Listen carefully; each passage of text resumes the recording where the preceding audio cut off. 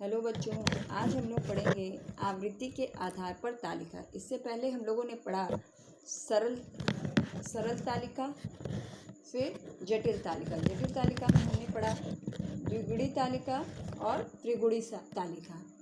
आज हम पढ़ेंगे आवृत्ति के आधार पर तालिका। आवृत्ति के आधार पर तालिका। आवृत्ति तालिका में है कि बरेली में 50 विद्यार्थी हैं और उनका हमें जानना है होम साइंस में कितने बच्चे 100% के अंदर कितने बच्चे कितने परसेंट पाए हैं। तो अगर हम उसे अलग तरीके से प्रेजेंट करते हैं, अलग अलग बच्चों को अलग अलग से बताते हैं, तो ये बहुत विस्तृत, हम डाटा कलेक्शन करते हैं फिर उसे हम अगर इस तरीके से प्रेजेंट करते हैं तो बहुत विस्तृत हो जाएगा। तो इसको संक्षिप्त में तालिका बनाई जाती है। तालिका बनाने का मेन उद्देश्य यही होता है कि बहुत सारे बिखरे हुए डाटा को संक्षिप्त में प्रस्तुत करना। तो इसमें सबसे पहले हम क्लास इंटरवल से प्राप्तांक को 0 से 100% को प्राप्तांक के अनुसार बांट देते हैं। सबसे पहले हो जाता है 0 से 10, 10 से 20, 20 से 30, 30 से 40, 10-10 का इंटरवल रखते हैं और इसको हम इसी तरीके से 100 तक बांट देते हैं। फिर आता है हमारे आवृत्ति। तो 0 से 3 के बीच में 3 बच्चे ऐसे हैं जो 0 से 3 के बीच में 0 से 10% के बीच में 3 बच्चे हैं जिनका परसेंट आया है, मार्क्स आए हैं। फिर 5 बच्चे ऐसे हैं जो 10 से 20% के बीच में मार्क्स लेके आए हैं। 10 बच्चे ऐसे हैं जिन्होंने 20 से 30% तक के बीच में मार्क्स पाए। फिर 9 बच्चे ऐसे हैं जो 30 से 40% के बीच में मार्क्स पाए हैं।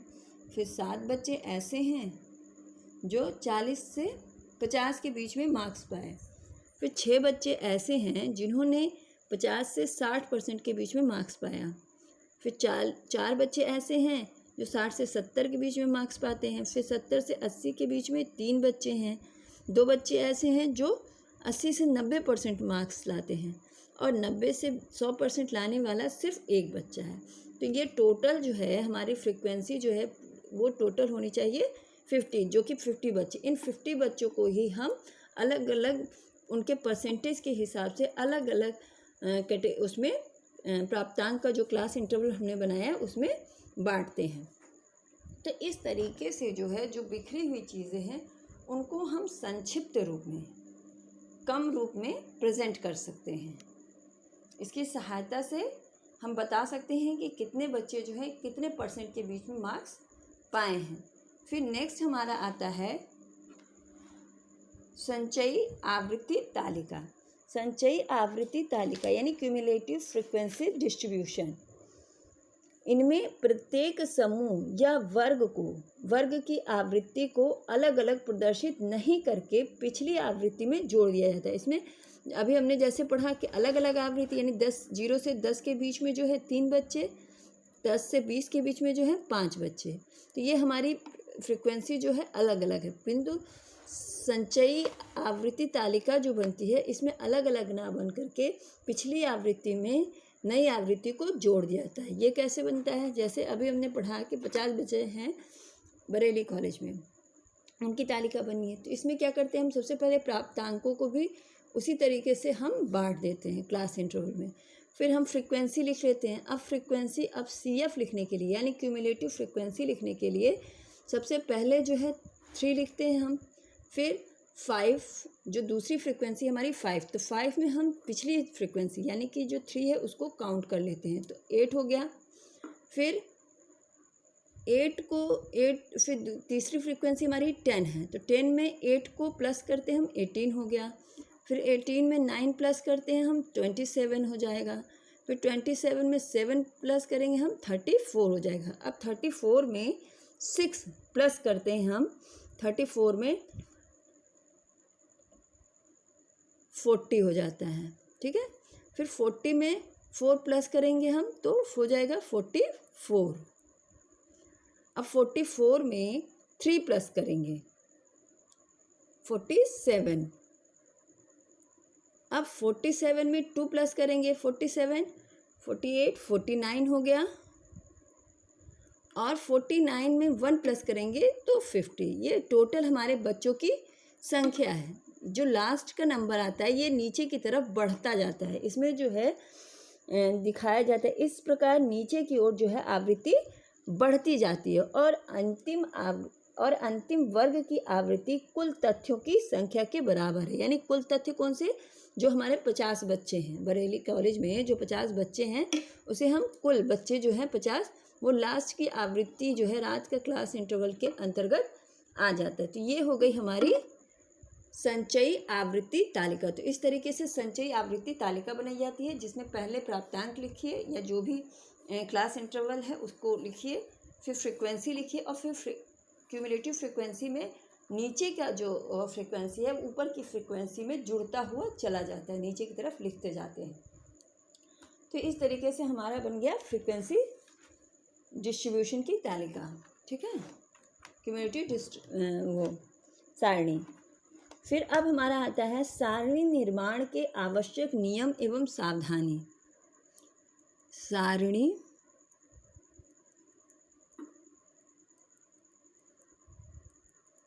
निर्माण के आवश्यक नियम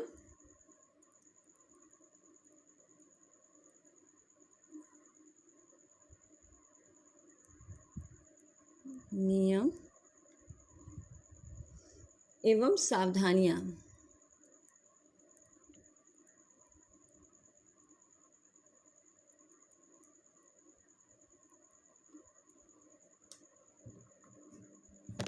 सारणी निर्माण एक साधारण कार्य नहीं है, यानी तालिका का निर्माण करना जो है एक बहुत सरल नहीं है, बल्कि एक ऐसा कार्य है जो अनुसंधानकर्ता के अनुभव, कार्यकुशलता और विशुद्ध ज्ञान पर आधारित होता है। यानी कि जितना अधिक जो अनुसंधान कर रहा है, जो व्यक्ति शोध कर रहा है, ये उसके अनुभव पर निर्भर करता है। तालिका का निर्माण मनमाने ढंग से नहीं किया जा सकता, बल्कि उसकी कुछ निश्चित नियम हैं जिनका पालन करना आवश्यक है। यानी कि आप अपने मन से कोई तालिका नहीं बना सकते, बल्कि उसके कुछ नियम होते हैं जिनको फॉलो करना बहुत ही ज़रूरी होता है। इसमें सबसे पहला नियम है सारणी का शीर्षक, तालिका का शीर्षक। तालिका का शीर्षक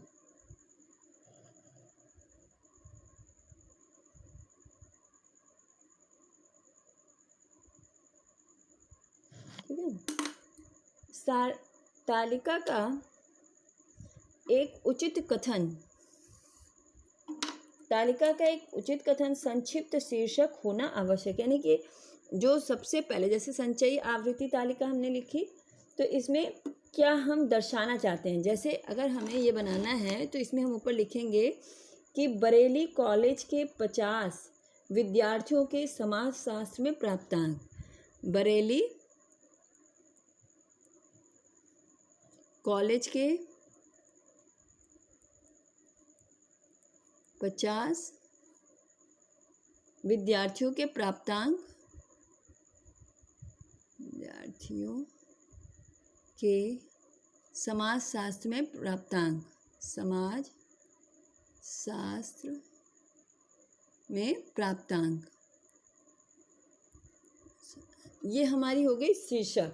तो सबसे पहले ऊपर शीर्षक, मोटे तौर पर शीर्षक लिखना आवश्यक होता है। यह शीर्षक जो है मोटे अक्षरों में होना चाहिए तथा स्पष्ट होना चाहिए और आकर्षक होना चाहिए। शीर्षक ऐसा हो जिसमें तालिका का विषय, वर्गीकरण का आधार आदि स्पष्ट हो। यानी कि ये हमारा शीर्षक हो गया और संचयी आवृत्ति तालिका ये हमारा क्या हो गया?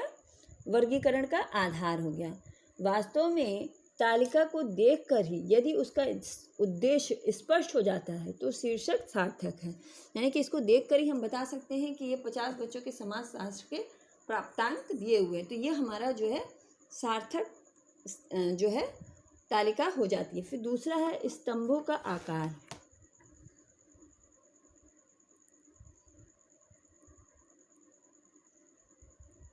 स्तंभों का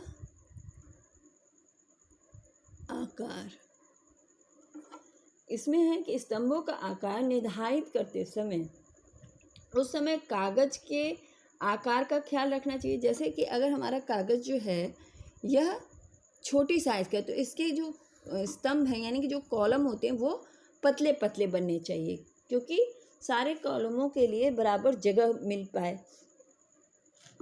फिर इसमें है कि अनावश्यक रूप से केवल स्तंभों के बड़ा कर देने से ही उचित सारणी का निर्माण नहीं हो सकता। वास्तव में तथ्यों के विवरण के आधार पर स्तंभों की लंबाई तथा चौड़ाई निश्चित की जाती है, यानी कि जितना मैटर आपको लिखना है, ठीक है, तो उसके आधार पर ही कॉलम की जो लंबाई चौड़ाई होनी चाहिए। ऐसा ना हो कि सब बड़े बड़े कॉलम बना दिए जाएं और लिखने में दिक्कत हो। प्राय प्रथम स्तंभ जो है सबसे बड़ा होना चाहिए, ये वाला स्तंभ जो है सबसे बड़ा होना चाहिए, क्योंकि इसमें ही मेन विवरण होते हैं, क्योंकि इसमें खंडित या अखंडित श्रेणियों का विवरण लिखते हैं, जिसे हम कहते हैं खंडित या अखंडित श्रेणी। तो सबसे पहला कॉलम जो है यह सबसे चौड़ा होना चाहिए। इसी प्रकार यह भी देख लेना चाहिए कि प्रत्येक स्तंभ में हमें कितनी बड़ी व कितनी छोटी संख्या लिखनी है। अगर बड़ी बड़ी संख्या लिखनी है तो हमें बड़े कॉलम चाहिए, अगर छोटी छोटी संख्या लिखनी है तो छोटे कॉलम चाहिए।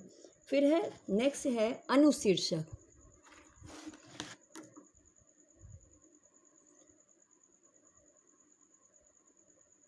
अनुशीर्षक अनुशीर्षक प्रत्येक स्तंभों व कॉलमों का अनुशीर्षक होता है। अनुशीर्षक मतलब ये चीज़, प्राप्तांक, फ्रीक्वेंसी, CF क्यूमुलेटिव फ्रीक्वेंसी, तो ये हो गया हमारा अनुशीर्षक। ये सबसे ऊपर बरेली कॉलेज वाला क्या है, ये शीर्षक हो गया, और जो ये कॉलम में लिखे जाते हैं ऊपर सबसे पहले, इसे हम कहते हैं उपशीर्षक, जो कि जिसे कि बहुत ही स्पष्ट रूप में लिखा होना चाहिए। यह स्पष्ट हो कि यह एक कॉलम विशेष में किन तथ्यों या आंकड़ों को प्रस्तुत किया गया है, ये क्लियर हो जाना चाहिए। जैसे फ्रीक्वेंसी है, F लिखा है तो ये पता चल जाएगा इसमें फ्रीक्वेंसी है, इसमें CF लिखा है तो इसमें क्यूमुलेटिव फ्रीक्वेंसी है, प्राप्तांक है तो इसमें प्राप्तांकों की संख्या। तो ये जो है अनुशीर्षक देख करके स्पष्ट हो जाना चाहिए कि किस कॉलम में कौन सी संख्या लिखी गई है। फिर नेक्स्ट है हमारा पंक्तियों में सूचना लिखना।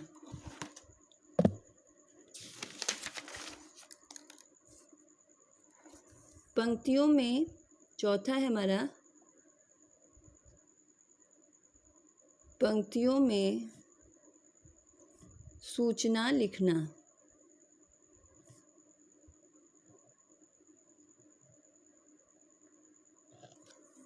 पंक्तियों में सूचना लिखना तथ्यों का संख्याओं की पंक्तियों में लिखने की, तथ्यों का पंक्तियों में शीर्षक लिखने की नई विधियां होती हैं। अनुसंधान के उद्देश्य के अनुसार किसी एक विधि को अपनाया जा सकता है। उदाहरण के लिए कतारों की वर्णमाला के अनुसार एक क्रम में लिखना, या तो वर्णमाला में क्रम में लिखना, या उसी स्थान के अनुसार, समय अनुसार या महत्व के अनुसार सूचनाएं लिखना। नेक्स्ट है हमारा स्तंभों का क्रम।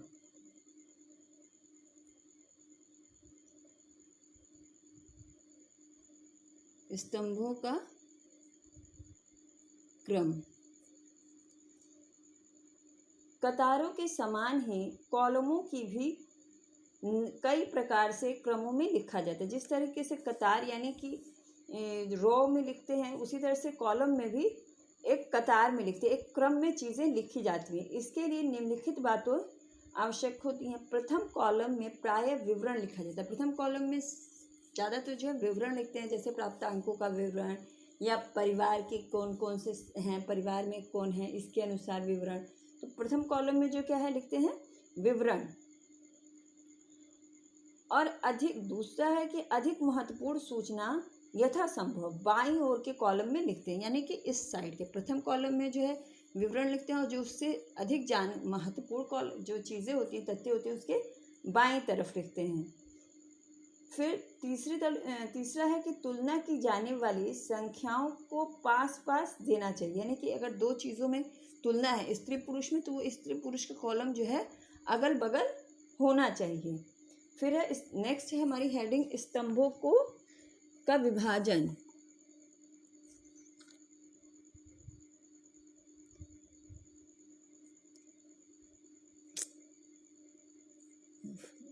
स्तंभों का विभाजन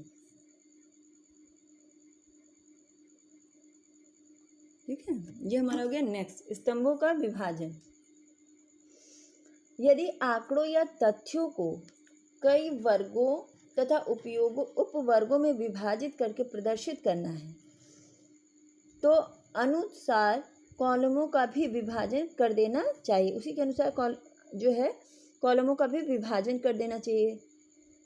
पर यह विभाजन इस प्रकार का होना चाहिए कि एक वर्ग की दूसरे वर्ग से सफलतापूर्वक पृथक किया जा सके।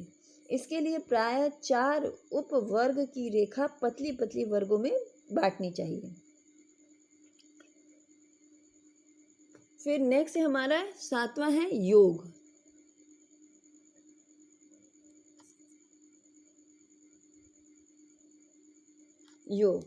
यदि कॉलमों को कई उपवर्गों में विभाजित किया, यदि कॉलमों को हम कई उपवर्गों में विभाजित करते हैं तथा उपवर्गों में विभाजित कर तथा प्रत्येक उपवर्ग का योग अलग अलग देना चाहिए। यदि हम कई कॉलम बनाते हैं तो हर किसी कॉलम का योग जो है, टोटल जो है वो अलग अलग करना चाहिए। ऐसा एक साथ नहीं कर सकते हम। जैसे यदि जनसंख्या को पुरुष तथा स्त्री 2 अलग अलग कॉलम में बनाते हैं, पुरुष तथा स्त्री तथा विवाहित तथा अविवाहित। जैसे अगर हमें बताना है कि हमारी जनसंख्या जो है एक कॉलोनी की अगर हमें बतानी है जनसंख्या, तो हम उसको कई उपवर्गों में बांटते हैं। जैसे एक तो जनरल हो गया कि वहाँ 50 लोग रहते हैं, ठीक है। 50 लोगों में भी अब हमें बताना है कि कितने पुरुष हैं, कितने स्त्रियां हैं, कितने मेल हैं और कितने फीमेल हैं। अब मेल फीमेल कितने मेल जो है मैरिड हैं और कितने अनमैरिड हैं, कितने मेल जो हैं मैरिड हैं, ठीक है, और कितने अनमैरिड हैं, और फीमेल में भी कितने जो हैं मैरिड हैं और कितने अनमैरिड हैं। तो इन सारे कॉलमों का जो योग बनेगा ये अलग अलग बनेगा। ये नहीं कि इतना अलग एक जोड़ करके बना दिया गया, नहीं। अब पहले फीमेल कितनी है, मेल कितनी है, फिर कितने मेल जो है मैरिड हैं, कितने अनमैरिड हैं, इसका योग, फिर कितनी फीमेल मैरिड हैं और कितनी फीमेल अनमैरिड है, इन सब का अलग अलग योग बनता है। नेक्स्ट हमारा है 8वां है हमारा टिप्पणी।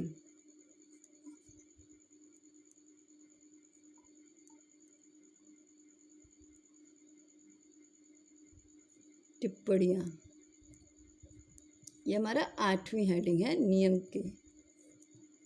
इसमें है कि यदि तालिका में उल्लेखित संख्याओं या स्वयं तालिका के संबंध में कोई विशेष बात बतलानी हो, यदि तालिका के बारे में कोई विशेष बात बतलानी है हमें कि F का मतलब क्या हुआ या M का मतलब क्या हुआ, ये कोई विशेष बात बतानी है, तो इस प्रकार की टिप्पणियों में प्रायः सूचना के स्रोत अथवा कुछ विशिष्ट अपवादों का उल्लेख किया जाता है।